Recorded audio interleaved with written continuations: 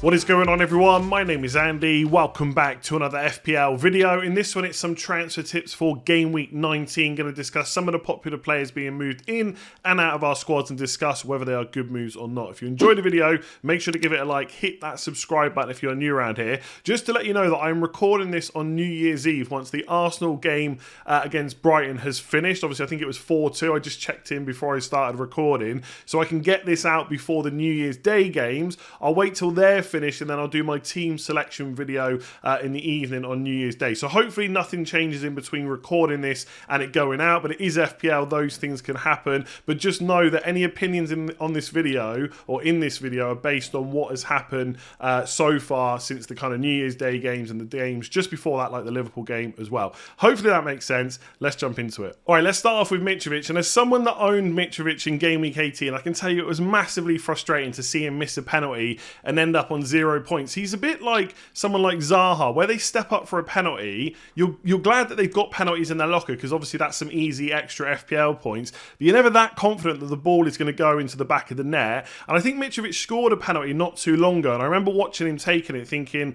you know, on another day that could have easily been saved by the keeper. So it's a little bit worrying, but he's still going to score them more often than not. And obviously we know he's nailed on. He seems to be, even if he's not completely over this foot injury that he's kind of been struggling with before and after the World Cup, he has at least started the last 2 games. He said himself that he's getting better. So I think he'll be fine for Game Week 19. And the reason that over 100,000 FPL managers have already brought him in is because not only has he got a double game week, he didn't get a yellow card against Southampton. Now, if he picks up a yellow card against Leicester, he will miss that Chelsea game, making it a single game week. But it's better, I guess, to face Leicester than it is to face Chelsea if you're going to just have a single game week. Now, people that are thinking about bringing him in, there's a couple of things you need to think about. If you are just bringing him in and you've got someone else that you're happy to captain, I don't really see too much risk. Yes, if he gets the yellow card, it will be frustrating, but you've got to wonder what the odds of that are. He will be aware that he's on 4 yellow cards and 1 more means suspension.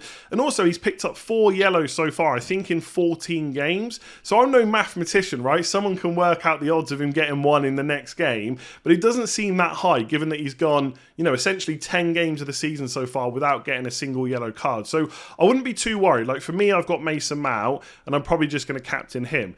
Now, if you're thinking of bringing in Mitrovic to captain, I guess that's a little bit different. But for me, the player that everyone's looking at is obviously Haaland, right? He got 1 goal this week, he got 2 goals the week before. He's the one that most people default to, but he does have Chelsea away. And I know he can score in that game, absolutely. He could get 2, he could get 3, we've seen it before. But if you're going to take a risk, it's that kind of fixture where it's Chelsea away to go somewhere else with a double game week. And I know this question's going to come up a lot, and yes, if I had the choice between Erling Haaland captain this week or Mitrovic, I personally, I'm not saying it's the right thing to do, but I personally would take the risk that he gets a few points for you against Leicester, doesn't pick up that yellow card, and then gets to play against Chelsea as well. He does have penalties, not necessarily the best at them, but you never know. The next one might go in. He's nailed on to play, decent goal threat as well. We know Fulham like to go and attack, whether it's Leicester, whether it's Chelsea, whoever, right? So if that's your thinking and that's what you're wondering, I would probably make that move. I would probably go for Mitrovic over Haaland captain. And if you've got someone else to captain, I would definitely bring him in and just run that risk that he might get the yellow card against Leicester, but he could get some points. So I think it's a good move. If you're worried, you know, that it might just be a single game, but you don't really want to captain him anyway, and you're looking at the fixtures afterwards, a Newcastle away, Spurs at home, Chelsea away, he's not necessarily a must-have to bring in,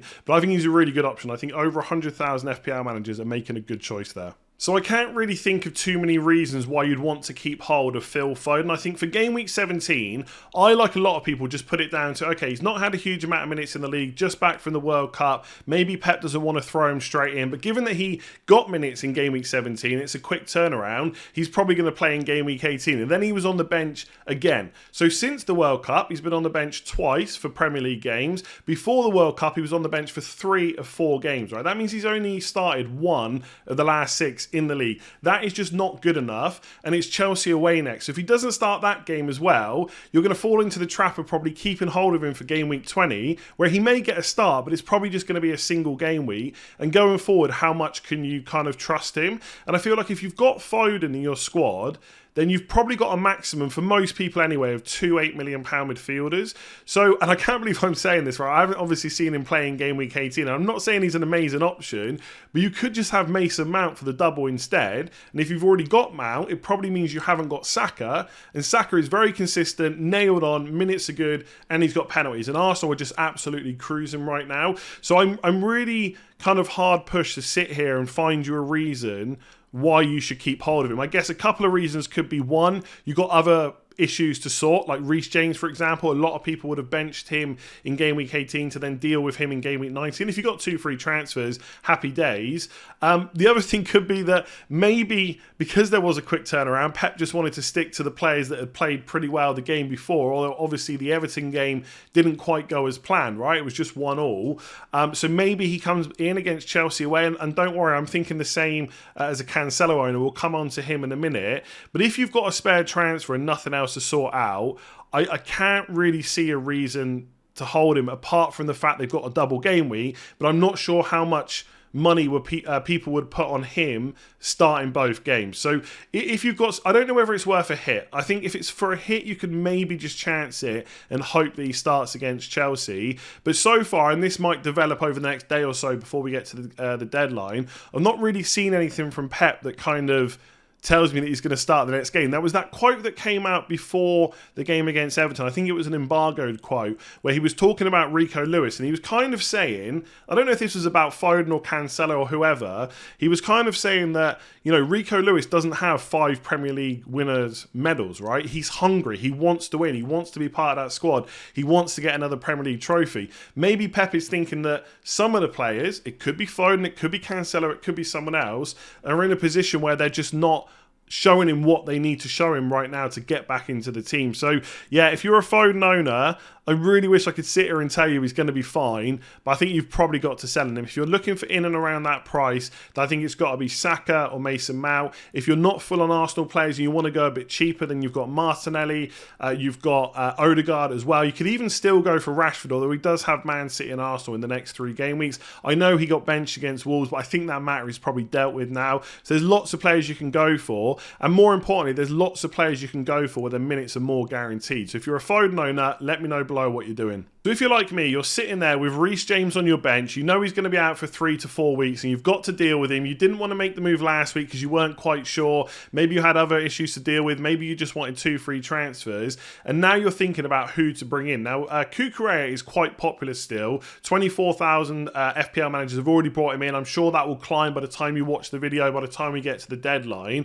And in some ways, he does probably look like the best Chelsea defender to bring in, because right now his minutes look quite good, but as far as we know, Chilwell is back in training. The issue is we don't know what the time frame is of him being match fit and ready to start a game, so it might not be any time soon. And if they stick with a back 4, Cucurella should get pretty good minutes in that left back spot. If they switch to a back 5, then Lewis Hall could play as the wing back, and it's not guaranteed that Cucurella would play left centre back. Now, I don't know how likely that is to happen, because there were kind of reports and kind of tweets and stuff that came out that over the Christmas period, Chelsea were kind of training to go to that back 4 because they had issues actually scoring goals, and they did look a lot better in the last game, albeit obviously that was against Bournemouth. So I don't mind Cucurella, but as someone that's got to replace James, I'm not sure he's the one that I'm going to be going for, right? Right now, I don't know if there'll be price changes overnight. Again, I'm recording this on New Year's Eve. There might be some going into New Year's Day.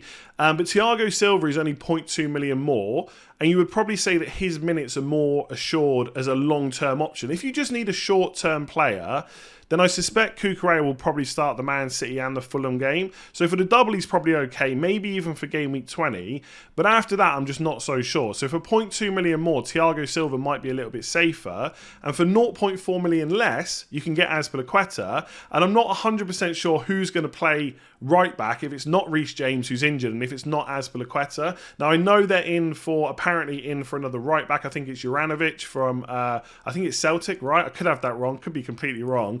But whether or not they sign him anytime soon, I don't know. So I think Azpilicueta could be an okay, cheaper pick as well. So we'll have to wait and see. My kind of thinking right now, and that might change by the time I do team selection, it might change by the time I do final thoughts, is just to go for Luke Shaw. And I know I kind of left him out of videos a little bit last week, but if we come on to Man United's fixtures, Bournemouth at home is a pretty good fixture. And part of my thinking is that, yes, a double game week is always better, but for a defender, you'd assume they're almost certainly going to concede against Man City, right? Chelsea. So the only chance in my eyes of a clean sheet is Fulham, and it's an away game, and Fulham could definitely score in that game as well. So that kind of puts me off a little bit, whereas Luke Shaw's got Bournemouth at home. Now there is a chance that Man United get a double in game week 20. I don't know what the likelihood of that is, because it is pretty close now, right? It's only going to be 2 weeks away. That wouldn't be fair on fans and stuff like that. To suddenly have to think about tickets for a second game that week. But maybe it will happen. So there's an outside chance of that. Luke Shaw's also cheap enough to kind of bench if you need to going forward. But more importantly, his minutes are fairly secure, because once Lisandro Martinez is back, Luke Shaw should just move back to that left-back spot. Now, Malacia is not necessarily a bad player that could come in and replace him some of the time. But I think Luke Shaw's done enough now to kind of start... I don't know what number to put on it, but like 5 in every 6 games, maybe 6 in every 7. I don't see him getting rotated that much. And the fixtures after 20 and 21, bearing in mind if they have a double in 20, you wouldn't mind playing them against City anyway. The fixtures afterwards are pretty good. So I'm more like...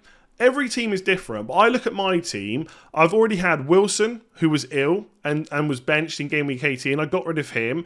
I've got Reece James, who's injured for sure. I've got Cancelo, we're going to talk about in a minute, that's missed 2 games. He might not be anywhere near nailed on now going forward. That's already 3 issues. Do I now want to bring in a Chelsea defender that's got to play against Man City and long term possibly doesn't get enough minutes? I could be completely wrong on Cucurella, right? He might continue playing left back. He might play left centre-back when they play a back 5, even when Chilwell's back, but I'm just not convinced. And I just wonder if someone like Luke Shaw is just a slightly better option. And also, Man United are just doing really well right now.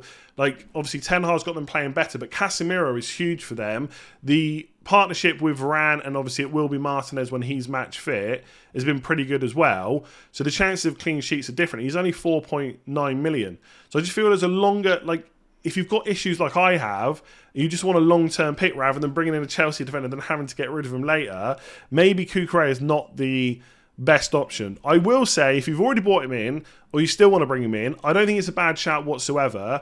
I just think for a lot of teams right now, you probably want someone with more guaranteed minutes, especially for the long haul, not necessarily kind of just in the short term. What an absolute nightmare pick Cancelo has been. A bit like Foden, didn't play in game week 17. He did come off the bench, but in game week 18, he didn't even come off the bench. Now, for me, it didn't really matter, because if Cancelo came on for a 1-pointer, that was fine. If not, I got Patterson for 1 point. But some people I've seen out there got Bueno for Wolves, who went off before Man United scored. And when people get that kind of jam and you just have Patterson coming off for a 1-pointer, it does hurt a little bit. So Cancelo has been annoying. And I know for me, it wasn't necessarily a direct comparison, but it kind of was either Cancelo, or I could shift the funds around a little bit and get Darwin Núñez instead. And luckily for me, as good as he's looked, Darwin Núñez hasn't quite returned. So I haven't been massively punished by holding Cancelo, but that might change in the near future. Now, this is a little bit like Foden, where I can't really sit here and tell you that he's going to be fine for Chelsea away.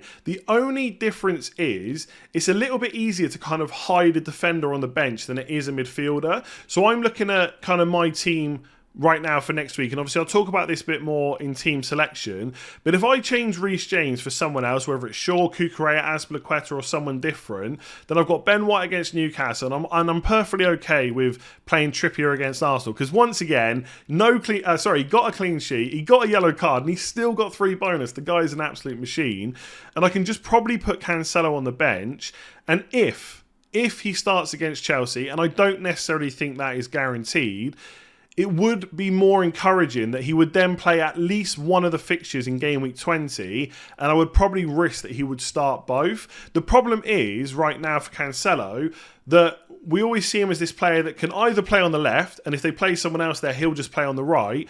But right now, Rico Lewis is playing a lot, and I think he started the last 2 Premier League games, and I think he started against Liverpool as well in the Carabao Cup, right? I'm pretty sure he started the last 3 games, and Pep was very, like I've already said when I spoke about Foden, he was very encouraging and talked him up quite a lot about how hungry he is, how well he's playing and stuff like that. And if he's going to play on the right, and we're not going to see Walker at all, and Ake's going to continue playing well on the left, then that's not great for Cancelo. My only hope is that against Everton, it's not that they didn't create any chances, but I would assume if Cancelo had been in that team rather than Ake, and I know Pep loves Ake, like he has improved a lot over the last kind of half to, maybe even full season, would they created a little bit more? Would they have caused Everton a few more problems? He might want to go with a bit more defensive solidity against Chelsea, and that might not mean bringing Cancelo back, but I think if you're in a position where you've got a good enough defensive 3 and you're happy to eat the price drop, because I'm sure he's going to come down in price, then you could just bench him. If not, if you want to sell him, I don't think that's an issue right now, because 7.4 million on the bench is just, not getting played, right? So obviously he's on our benches because someone else is going to come off for him, or come on for him. It's just not worth it. And I know a lot of people are going to look to just spend that money on another defender like Trent or like Robertson or someone like that. But I got to be honest, even me, right, who has bigged up Liverpool for most of the season, I've owned Trent for a lot of it. And to be fair, he did get a couple of bonus points and assists. They conceded against Leicester, right? And that was a poor goal to concede. And to be fair, if Leicester were more on it, they could have scored again. They conceded against Villa. You watched that game. Villa could have scored again. And yes, they got some okay fixtures coming up. But would you put it past Brentford? Although they could be without Ivan Toney. That would be a big miss.